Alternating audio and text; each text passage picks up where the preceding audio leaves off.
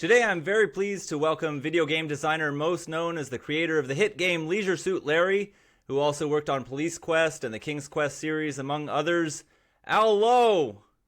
Hi.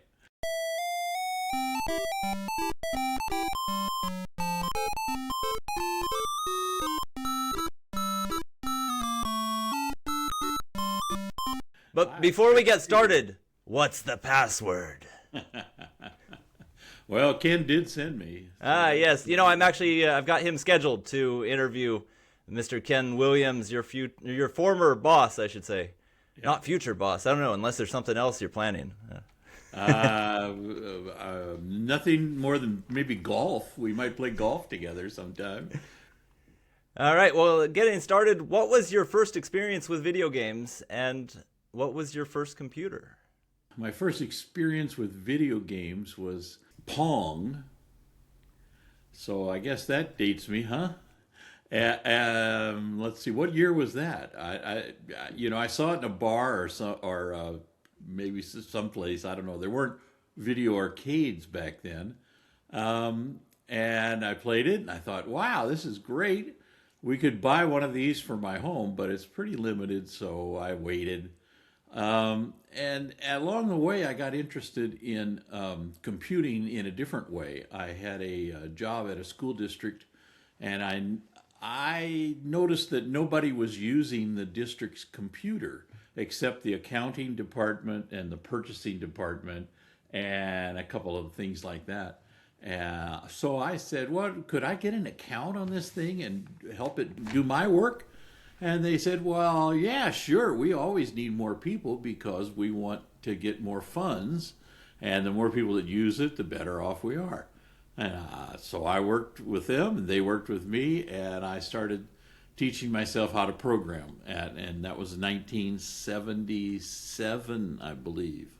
I had a friend who was a programmer and worked in a nearby office, and he was happy to help me whenever I had a question.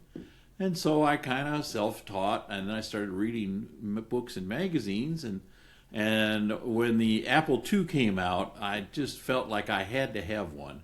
I didn't know why, but I convinced my wife that if we saved up a month of our combined incomes, that I could buy an Apple II and somehow I would make it pay for itself.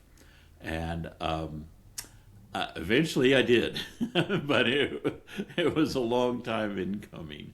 So the Apple II was the first computer I owned. The first computer I actually used was a DEC PDP 1170 with a whopping 256,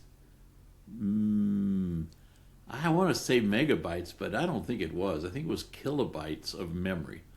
And the guy was so happy that I joined and some other people started using it that he could expand to a megabyte of memory. So, yeah, for 30 people. You know, it's funny. I recently interviewed Leo Laporte, and I asked him, who do you think I should interview next? And without missing a beat, he didn't, I mean, it was just instant, Lowe, he yelled out. So Really? yeah. And well, I was a big fan of his back in the day. I loved that TV show they did. Yeah, he interviewed me when I was 18 years old. He was one of the first to ever interview me when I was modifying old video games. But yeah, tell me a little bit more about your early life before you got into video games. We could back up a bit. What kind of kid were you? Oh, I was non-athletic. I was very small, and I don't know that I got picked on a lot, but I found that humor was a way to avoid that.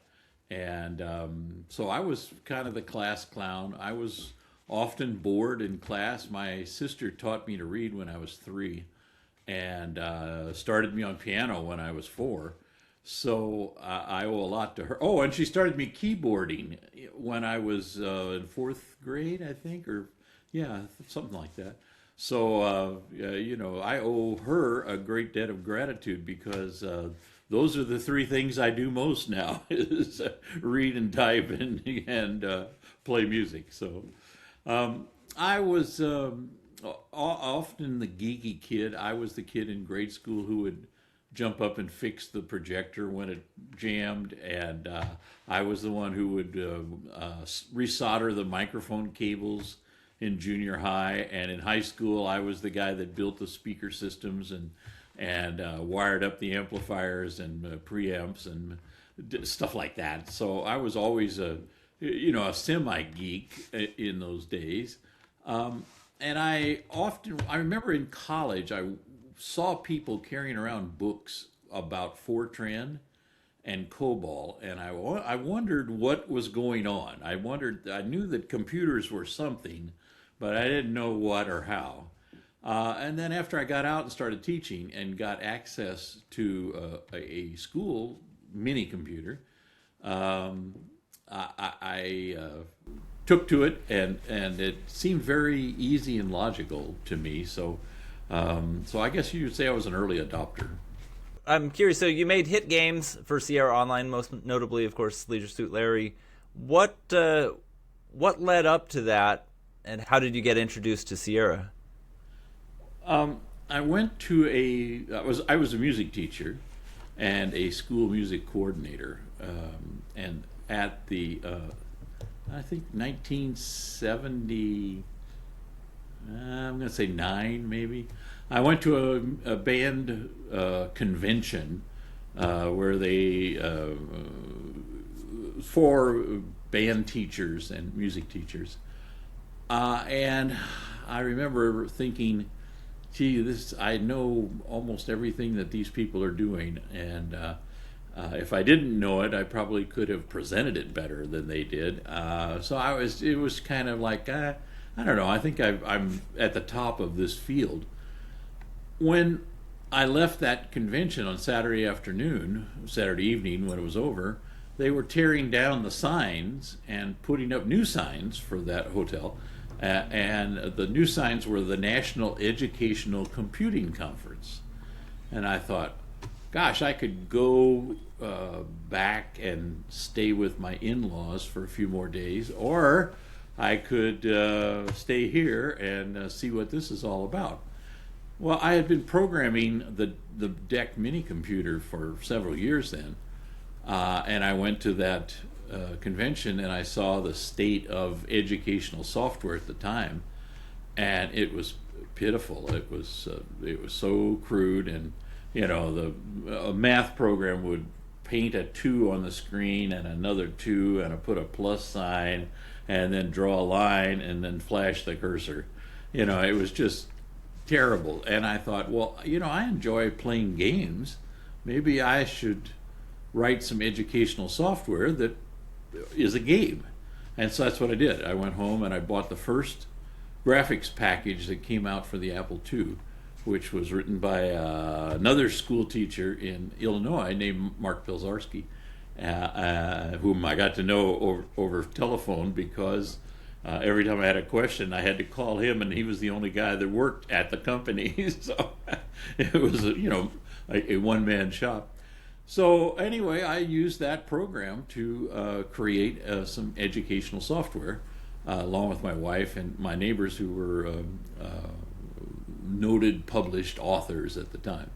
And when I wrote, I was working full-time, and I wrote 2 games in 2 months, which tells you how sophisticated they were. Huh?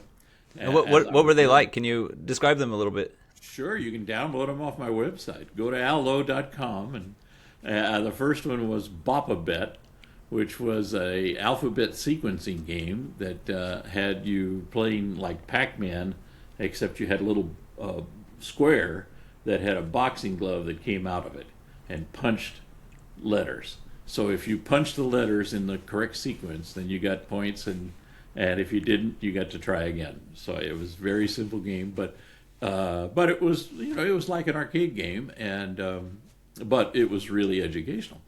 And then the other one was an adventure game that was looked a lot like Sierra's games because that's what I had been playing, and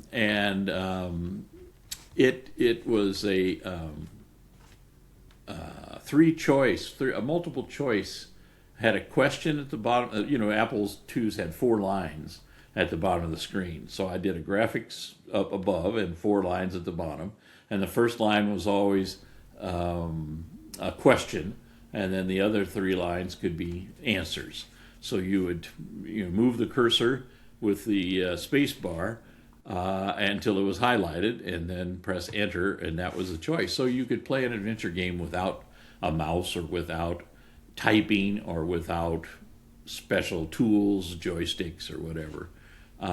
Those games are still available, and somebody converted them to PC, and so you can play them now on the IBM if you so desire. It won't take you long to finish, but anyway, so I wrote these 2 games, and my wife and I thought we should spend a lot of money for us and take it to a computer show in San Francisco. And at that show, Ken and Roberta Williams came walking down the aisles to see what was new. And I'll never forget, because as usual, Ken was walking ahead of Roberta. She was lagging behind. And Ken got up to my display and said, "Hey, Berta, you got to see this. These games look just like your games." And that was, to me, was a high compliment. It was the first product I ever did. But he was interested, and so he bought the rights. Instead of me becoming a publisher and publishing educational software, I became a designer and a game author, and he published the games, and my sales went up, 1,000-fold, maybe more than that, instantly. I'd like to stay a little bit on the topic of Sierra and ask you, what was it like working for them?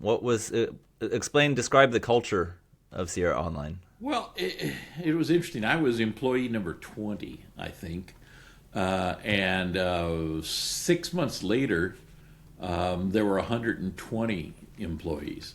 So you could say it was a period of rapid growth. It was they sextupled in 6 months, so it was a busy time there. But I got hired at a time when Ken was interested in selling Atari 2600 games, and the world was over Atari 2600. So where Ken had been making a lot of money and selling software on floppy disks to home computers enthusiasts, and he had a system going where he could copy a disk and put it in a sleeve and put it in a box and be a $1 out the door. And these sleeves were sometimes Ziploc bags, from my understanding. That's the way I sold my games. We actually did sell ours in Ziploc bags, but he had fancy boxes, cardboard box. And so he would invest maybe $1 per copy, and then sell it for $30, $40, $50. So it was a highly profitable business. And when games didn't sell back then, stores would send the games back and get a full refund. So they would get back this disc, and they just put a different label on it and write a new game to it, and then send that game out. So it was a very inexpensive way to operate. Well, he took on venture capitalists, and the venture capitalists were convinced that the way to make money was to do what everybody else was doing, which is a story I'm sure you've heard before in this industry. And their plan was to expand heavily into Atari 2600 cartridges on the same Christmas that E.T. came out. And E.T. was this highly anticipated game that was based on the movie, which every family loved back then. It was a really popular movie. And when the game came out, everybody bought it for Christmas, and they put it under their tree, and they opened it Christmas morning, and the game sucked. And so everybody else's computer games didn't sell that year, and E.T.'s did, but E.T. took a lot of returns. And anyway, the following spring, as I was saying, it's 6 months later, all those games started coming back to Ken. Well, remember, where a floppy disk game could be reused and resold as a different title, Atari cartridges had to be made by Atari and at a cost of $7 a piece. So, and they couldn't be reused. So they got back all these boxes of cartridges, and it was a death blow to Sierra. They had a terrible time making ends meet. Ken took out a second mortgage and a third mortgage. I mean, it was really bad.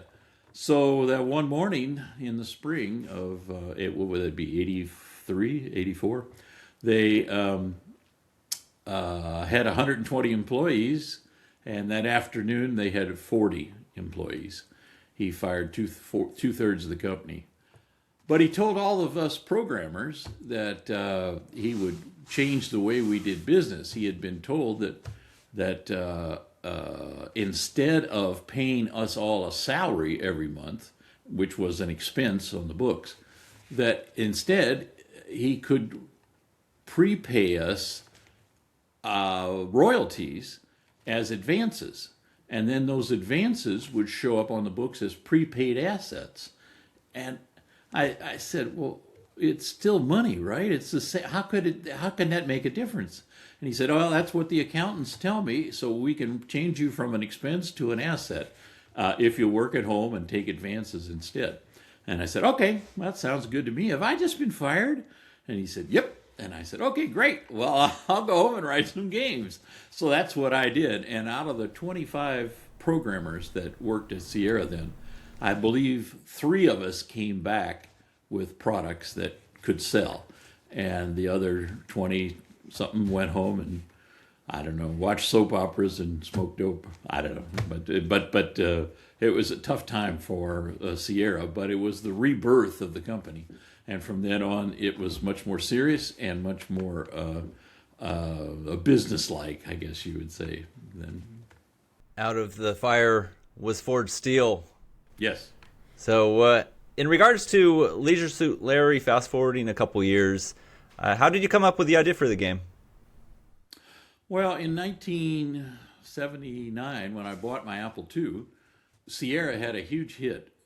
When Time Magazine started its column on home computers, the first issue featured a big story and a photograph of soft porn, which was the only text-only game Sierra ever published. No graphics, but it was written by a guy named Chuck Benton, who thought he would buy an Apple II and use it to create database software. But he thought, I should do a test case first to see if 2 floppy drives can actually handle a database program.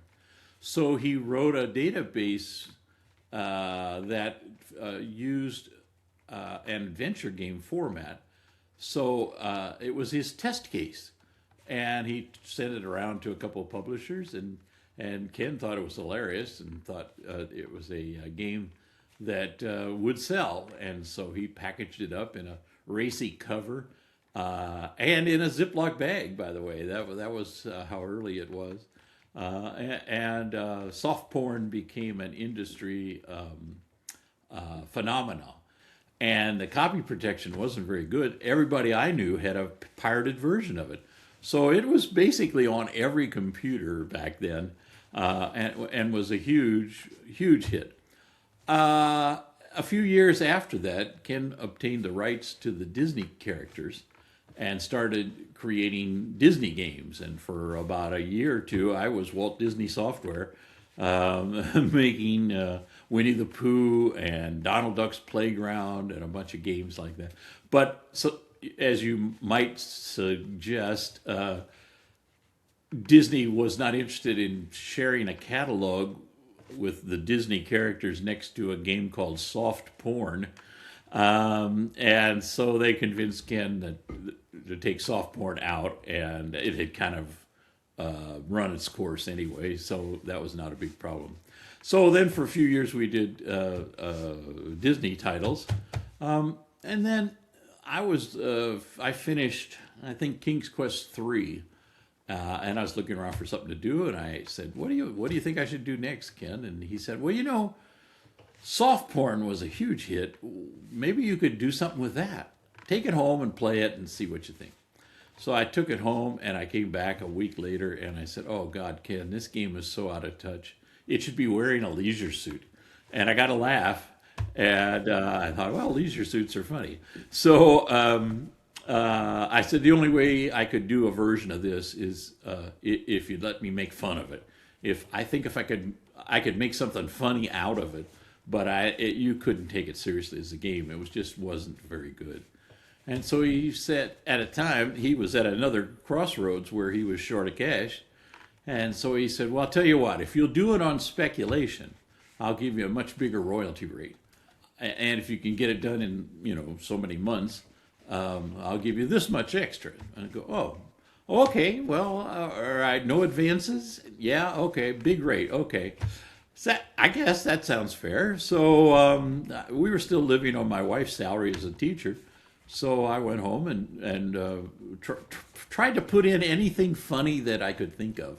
I wasn't sure how to write a funny game, so I just kind of started, and the game didn't have a protagonist, but I knew leisure suits were funny, and so I made the guy Leisure Suit Gary at first, which was not very alliterative, but it was a poke in the eye of this salesman that used to come by Sierra and tell us of all of his exploits and sexual conquests that he had while he was out on the road, and was a kind of a sleazy guy, and so we just called him Gary. And that was easy. But then Gary quit the company, and I had to rename him something, and I thought, well, gosh, it should be, since Leisure Suit and Land of Lounge Lizards, maybe it should be an L. So I got out my Encyclopedia Britannica. Remember those? I actually had a Britannica.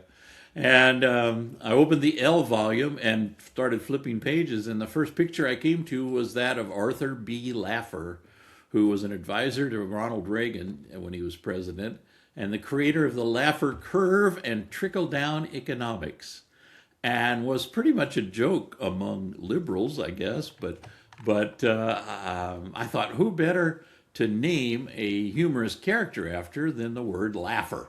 And so he became Larry Laffer. And now it started to, you released the game, you finished the game rather. How did you convince retail to carry such a title during that time? I remember, this was 1987 when it came out, correct? Right. That was, so you were searching out retailers, and I remember I was a kid. I was born in 83, but I vividly remember throughout the 90s that it was this fear tactic. If you have sex, you will have AIDS. You will get AIDS. And it was just like over the top. And that started in the 80s. I don't know, how did you manage to overcome that and get the stuff in stores? Well, that was something Ken didn't think of.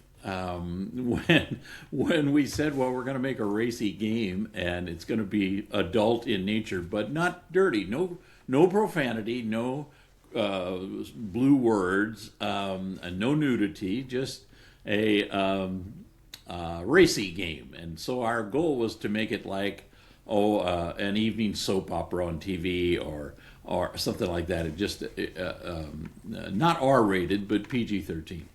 So I did that, and when we were done, at that time, Radio Shack was 1/3 of Sierra sales. A third of every box that went out the door went to Radio Shack. They were a big retailer of our games and very very popular. Well, they were run by a born-again Christian guy, and that company was afraid to even take in a sample game of Larry for fear that somebody would come by and see him playing it, and it was so dirty that they would get fired because they let that dirty filth into the blessed Radio Shack offices. So Radio Shack said, nope, we're not going to take any of it.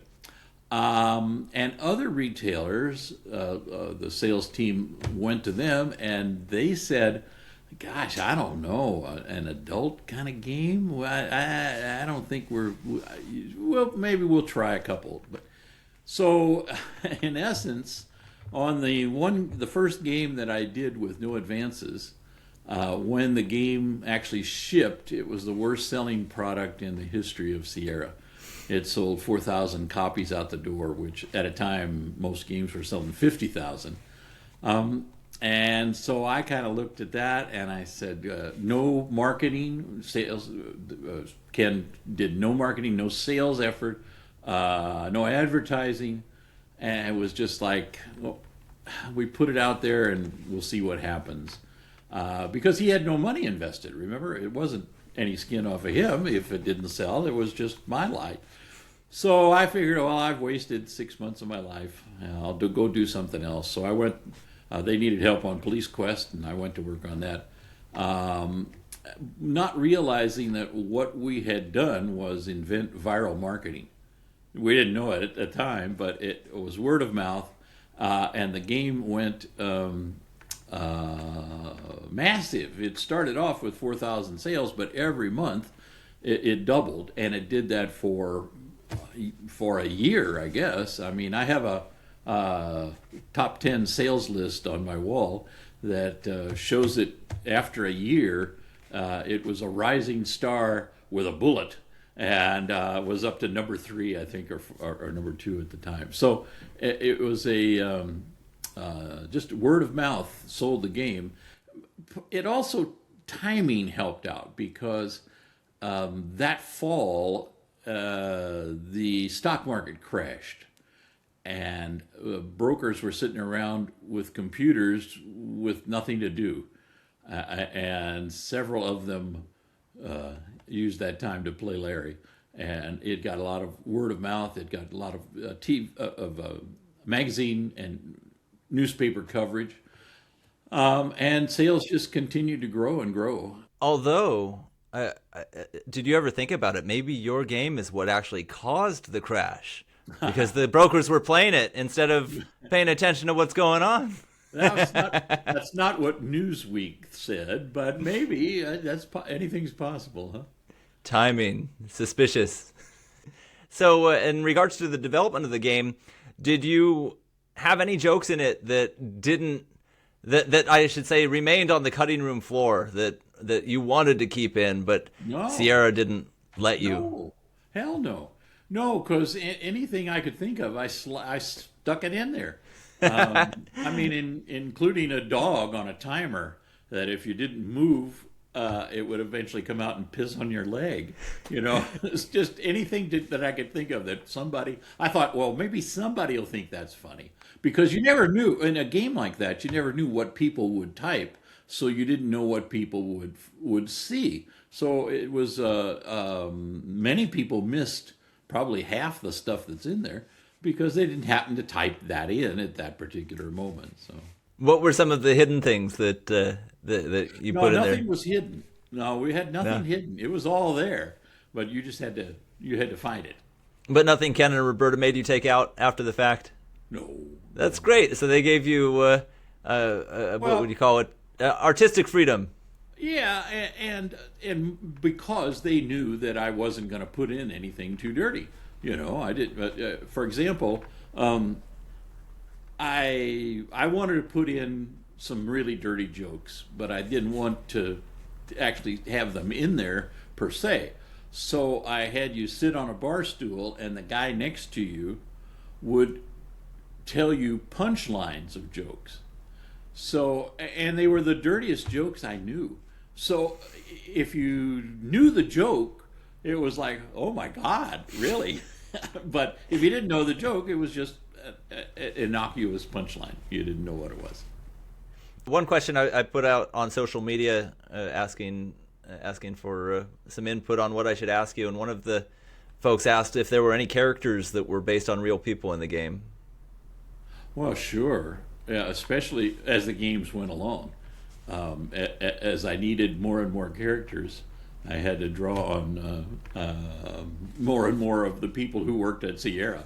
So there were a lot of real people. Yeah, I saw you were in the lounge at the what was that, at the casino, I think, at the or no, it was at the disco. Yeah. Yep. And of course, Larry, you mentioned, was the sales guy that would show up. at Sierra. So Yeah, and the scene, one of the things that we did was to save money. Everybody in the casino was dressed the same way. Everybody in the disco was everybody was wearing a white leisure suit. It was because that was a funny trend, and I don't know. You go for the jokes you can, and so the jokes that we told in the comedy room, I think, were fairly innocuous. I don't think there was anything there really untoward, but anyway. Yeah, and I was my own censor. Actually, my wife helped me because if I would come up with an idea for something, and I would say, Margaret, could I try this? And she goes, no, you can't say that. I'll go, okay, I won't say that. But if she said, oh, I don't know, that's pretty, and then I would put it in. So, so after the success of Leisure Suit Larry and after leaving Sierra, you worked there for how many years? 6 months. 6 months. And but as a contractor, how long were you affiliated with them? I was fired after 6 months, and then I spent the next 16 years 16 years as an outside contractor. So after that, how did that experience with Sierra affect the rest of your life? Well, it was totally life changing for me. I ended up with a nice house and a nice car and a comfortable retirement at age 52. I mean, in a way, it was a forced retirement because the company, when Ken and Roberta left, due to a hostile takeover by a now convicted felon, which I can say they had a hostile takeover by a crook, and once that happened, the company just went into a horrible death spiral.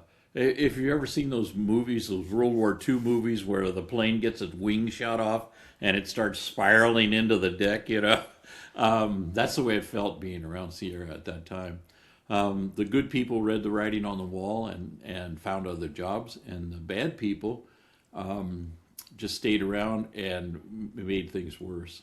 So the company went quickly from 1,200 employees until 5 years later, I think they had 10 employees, and they locked the doors and turned off the lights and moved them to Los Angeles. It was a sad, sad time. Yeah, it was such a great company filled with so many talented people. It was just a shame. I've been playing through a lot of old Sierra games over the years. I played a lot of Sierra games growing up, and of course all the LucasArts adventure games as well. And I'm gaining a huge appreciation now in my 40s for some of the Sierra games that I hadn't played through there. Of course, I played through King's Quest and a number of others, but there were just so many great titles that came out of that pool of talented people. When the hostile takeover happened, Sierra had 28% market share. So 28 cents out of every dollar that was spent on home entertainment software went to Sierra. At that time, Microsoft had 3 or 4, EA had 12. They were by far the market leader, and within 5 years they turned that all to shit. So you retired at 52. That's pretty young. What have you done since then? Nothing. Do you still play music? I do play music. I'm in 4 separate music groups, 2 big bands and 2 saxophone quartets. Very cool. I play music quite a bit. I've got a gig next Tuesday, a Christmas gig at the local jazz club, and I got into model railroading. Oh, me too. Yeah, I do that with my boys. Yeah, I was a model railroader when I guess I started when I was 2, because my dad brought home a Lionel train set, and then he played with it, and I couldn't. And then eventually, I guess in grade school, I got interested in HO trains, and I built a layout in our basement by myself, wired it, decorated it, laid all the track, did all the work and stuff, and built buildings out of balsa wood that I got at the hobby shop, stuff like that when I was in grade school. And then at some point, I discovered music and girls and cars in that order, I think. And the model railroading went away. But when I was, I don't know, in my 40s. Um, my son was 10, 11 maybe. And I thought maybe we could do this as a hobby together. It could be something we could do together. So I took him to a hobby shop, and N-Scale had just got popular about the late 80s. And so we bought an N-Scale train set and a bunch of track, and we started building a layout together. And he was good at building buildings. He built a lot of kits. And my daughter also decorated a lot of them. But he wasn't so interested. It didn't stick with him like it did with me. But those buildings and that rolling stock and locomotives and stuff that I bought then, still I kept. And when I retired, I joined a local model railroad club that does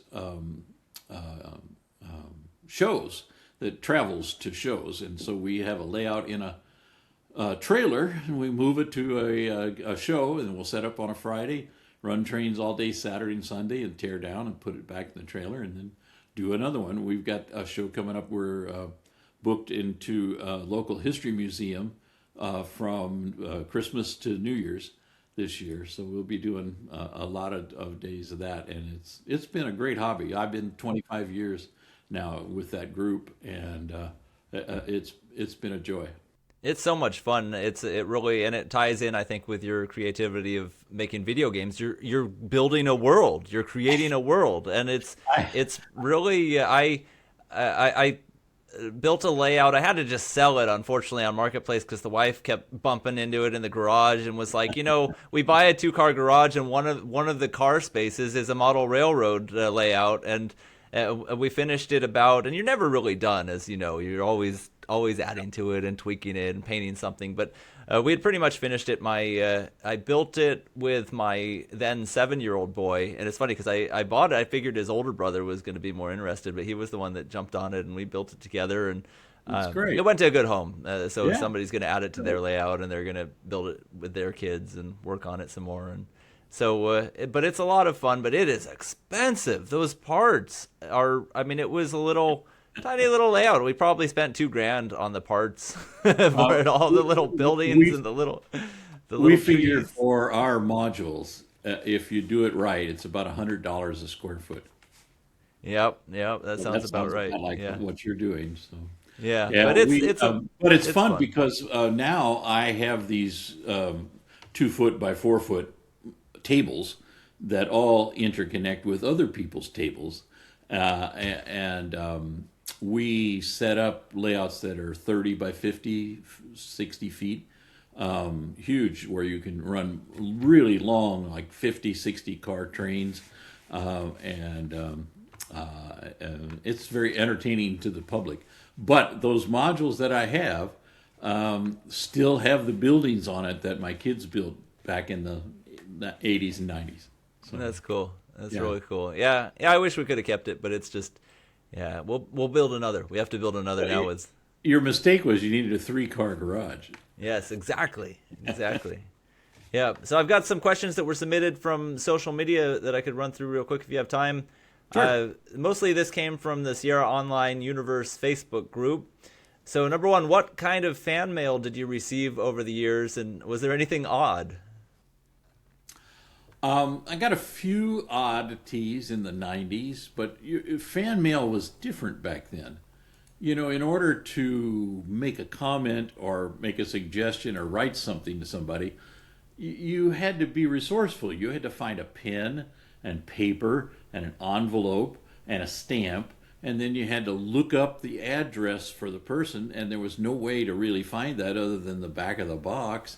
And I'm not sure that actually connected to me. So the letters would come into Sierra, and somebody would open them, and mostly they would be requests for hints. How do I do this? Or I'm stuck. I don't know how to. And so they would send back a little piece of paper they had torn off of a list of hints, and so there weren't comments. Nobody made comments like today. You post something and immediately 100 people have their opinion and let us know. But back then, you had to really want to let somebody know something. So I got very few letters. I did get an interesting submission one time that came in a huge box, and it was shirt cardboard, or like cereal boxes cut up, and the guy had drawn on the inside of the box where it was plain different scenes. I don't know why he thought that was better than paper, but he had made these scenes and stuff, and it was just the strangest, most bizarre submission that you could imagine. So mostly when people submitted game ideas, Sierra immediately sent them back because they didn't want to take the chance of using those titles, and then the person would come back and say, "Oh, I wrote that game. I want royalties." Yep. That happened to me actually when I was 10 years old. I wrote. I think I was 12. Yes, I was 12 when I wrote this. I wrote a script for Full Throttle 2, which, if you remember, that was the point and click adventure from I think it was 1995, somewhere around there. But I played through it, wrote a script, and I sent it to LucasArts. And I remember it. I was bugging them, calling them on the phone, and then I get a call from a lawyer, or my mom does, and says, "Hey, we don't take unsolicited mail and unsolicited calls. You need to stop." And she's like, "Well, it wasn't me. It must have been my son. He's only 12 years old." And so, but I got a letter and a call from LucasArts lawyers when I was a child. Desist. So yes, but they never did end up making the sequel. So, but next question: Who owns the Leisure Suit Larry source code, and will it ever be released? I guess people want to make mods and make their own versions. What do you know that? Well, Sierra was terrible about making backups. They just are always aimed at the future, looking for the next project, and didn't really care anything about the old projects. And so, for some reason, I started saving all of my source code and archiving, backing it up, because I was just paranoid that something would happen and I would need to go back and reconstruct something. So I have everything I did up until Larry 5, I believe. At Larry 5, the games got too big, and they were too much to put on floppy disks back then. And I have a copy of the resources for Larry Casino, and maybe for 6, but not really a backup. Nothing you could do with them. So I have them, but somebody suggested that I put them on eBay, and the fans went crazy.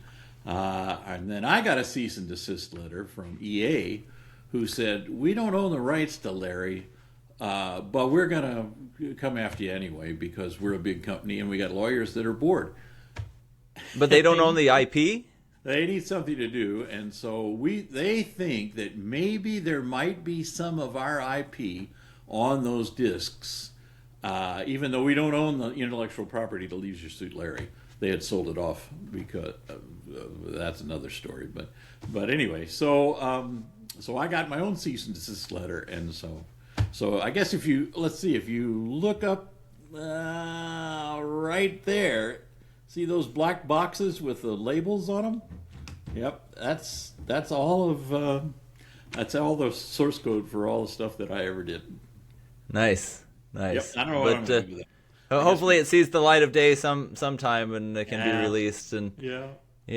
Was there any talk of ever making a Leisure Suit Larry movie? I could see Adam Sandler or somebody like that playing it. Well, Steve Carell did. He called it the 40-Year-Old Virgin. I mean, if that wasn't a Larry movie, I don't know what was. It was, I thought, perfect for a version of that game. But yes, there was talk. The rights were licensed several times to different producers who tried various scripts, and A lot of them missed the point. Well, you got to be the one to write it. It's not too late. No, I wasn't a screenwriter and I wasn't a Hollywood guy, so they thought they could do a better job, which they probably did do a better job, but it missed the point. They didn't understand what the games were really about. They thought they were about the TNA that was on the boxes.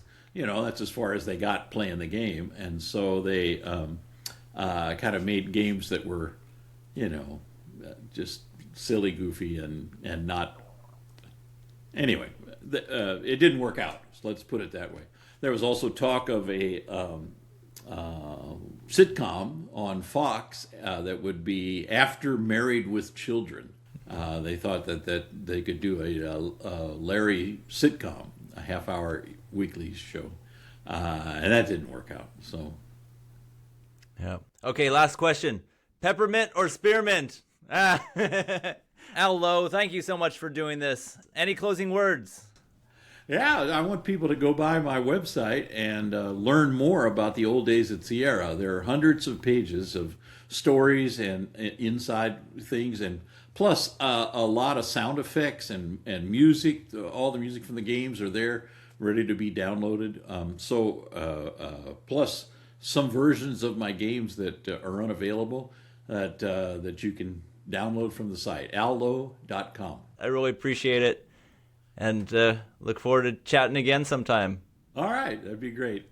I hope you're enjoying these videos. I'd like to keep them coming. There are just 3 things that I ask that you please do to make sure that happens. Please go ahead and like this video, subscribe, and most importantly, please share this video everywhere you possibly can.